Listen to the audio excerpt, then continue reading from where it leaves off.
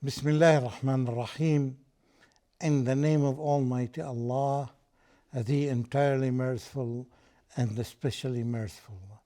Dear viewers across the globe, I greet you with the best greetings in Islam, the best greeting across history, the best greeting that's used anywhere in the world, the best greeting that had been used by the messengers of Allah. Assalamu alaikum wa rahmatullahi wa barakatuh. May peace be with you. Ameen, ameen. In line with what I said in the previous episode, in this beautiful month that we used this topic for these episodes to be, Ramadan is a way of accessing paradise. What we are doing, we are focusing on this. This is where our focus is in Ramadan. Even long before Ramadan, perhaps 2, 3, 4, 5, 6 months, our focus is there on Ramadan so that we can achieve the best. Even after the month of Ramadan, our focus is with Ramadan. Therefore, we continue asking Allah subhanahu wa ta'ala because we are focusing on it. We want to get the reward. That's why we intensively and daily and regularly asking Allah to accept the months of Ramadan, to accept our good deeds there. In line of that, in this line of competing with each other to get the best, from this, to get the best, to get the best of food. How do you get the best of food? In terms of meals and food, you get the best of it when you share it with others. When you save some of your meals and send them to the poor, whether they are in your family or in your neighborhood or in your community, you share it with others. Area of competition. You have known that this person has invited 200 people in Senegal. You do your best to invite or to send meals or to send money or to send your contribution to people in another country. It can be Sri Lanka, it can be Africa, it can be in Russia, for the Muslims in Russia, for the Muslims in China who reach the level of 100 million Muslims. You share and you get whatever you can. This is one glimpse of the greatness of this month. See, and the greatness of this religion. Because the religion in the sight of Allah subhanahu wa ta'ala, the religion that's only accepted by Almighty Allah is called the religion of Islam. That is obedience. That is obeying Allah and fulfilling what He wants from you and from me, of course. Therefore, in this line of competition, we try to see the brightness and the beauty of this great religion that we enjoy. And we share it with others. One aspect of this great religion is its easiness. It is easy. It's not difficult. I will give you some examples of that. For example, see how Islam is easy. How do we know that Ramadan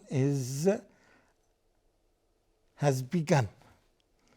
We just look at the sky on the 29th of Sha'ban, and we try to search for the hilal, the crescent of the new month.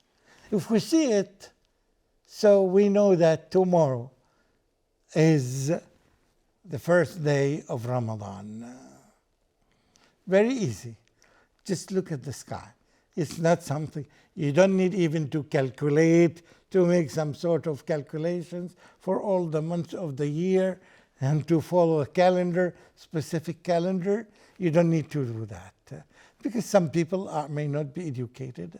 Some people may not have the ability to calculate. What if? It's difficult to see that because it's cloudy. Even this, Allah subhanahu wa ta'ala taught us via Prophet Muhammad sallallahu alayhi wa sallam, فَإِنْ غُبِّيَ عَلَيْكُمْ فَإِنْ غُمِّيَ عَلَيْكُمْ. If it's too cloudy, if you cannot see it, very simple. Very simple. Don't fast because you don't see the crescent of the new month. Very simple.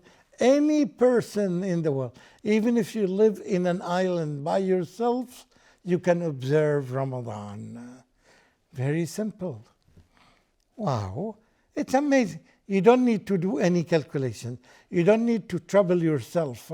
If you live in a city, of course, an Islamic country, whatever your government says based on the moon sighting is the beginning of the month.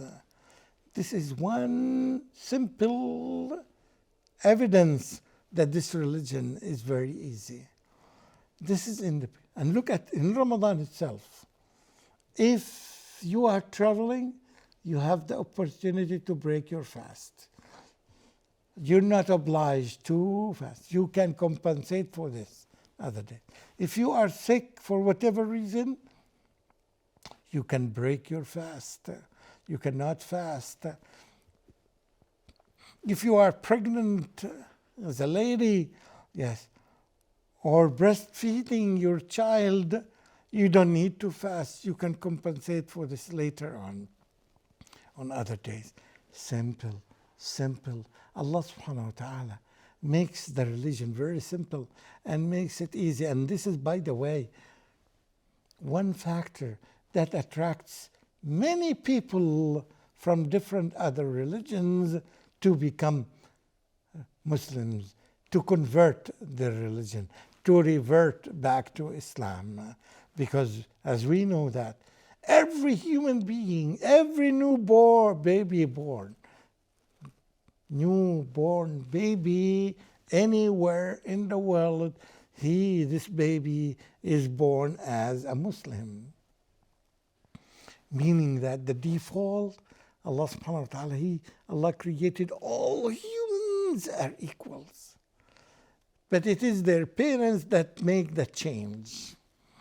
At least the first change. But the baby child is born as a Muslim. By default, the child knows what it can do and it cannot. By default, that if you give any child a glass of milk and a glass of wine, by default, any child, any baby would drink the milk, would never ever drink the wine. But after some time, when the environment, when the parents, when the family, when the peer group, when the media, when all the other things around him that do their best to change him, the change happens. So when you can give him, after 15 years, a glass of milk and a glass of wine, the child who is no longer a child, who is an adult, now he drinks wine because he has been trained. His nature has changed by the factors around him, by the people around him. But when it was born as a Muslim, obeying its creator. This is the beauty of this great religion and the accuracy. And all the time, when we see this, that's all the time. You cannot use your own perspective, your own judgment, your own input in the matter. In religion, all the time you have to get the proof. Unless you present the proof to others, you're not acceptable. And the proof that we talk about is very well known in Islam. And if you don't know it now. What we mean by proof is not your logical proof, not your perspective, no. Not your studies and your research, no. The proof is either what is given to us in the Quran or in the authentic traditions of the Prophet ﷺ. You get the proof from the Quran and or from the Sunnah of the Prophet ﷺ, you present it to others, you are acceptable. This is only when we accept things. Very accurate and if you don't know, and not all of us know, we just get the scholars and we ask them. We know the golden rule. فَاسْأَلُوا أَهْلَ الذِّكْرِ إِن كُنْتُمْ لَا تَعْلَمُونَ. In case you don't know, so ask people of expertise. Provided that when you ask them, please ask them to get the proof, to provide you with the proof. The proof is not their sayings. No. The proof is you will find it in the Quran or in the Sunnah of the Prophet ﷺ. Very simple, very clear, very easy. And there is no third way here. You get these things and it becomes easy. And you become acceptable. And this is how people can easily communicate. And that's why when we read about, alhamdulillah, Islam, we find something great, which is the importance of the narrations. This has been narrated by this person and documented. This person has taken it from the other person, whether it's his father or whether it's a scholar or whether it's anybody else, to document, very well documented these narrations until the narration ends with what the Prophet ﷺ said. This we call it ilm al-hadith, the science of hadith. You know that when we talk about sciences, when we talk about physics, we learn physics from this country or that country or this scholar or the other scholars. So this is something common for all people to learn. When we talk about the sun, we see the sun. Yes, the sun that we see here in this particular place, in this particular location, is the same sun that you see in the islands of Indonesia. It's the same sun that you see in the west. It's the same sun that you see in the north. It is the same sun that you see. It's only one sun. It's a fact that all people talk about it. When we come to the science of hadith, it's only Muslims who talk about this science. This science, we call it science, ilm al-hadith. You don't find it in other cultures. There's nothing in the history of Russia or in the history of another country or a third country or these islands or this region. It's called science of hadith. Only among the Muslim scholars.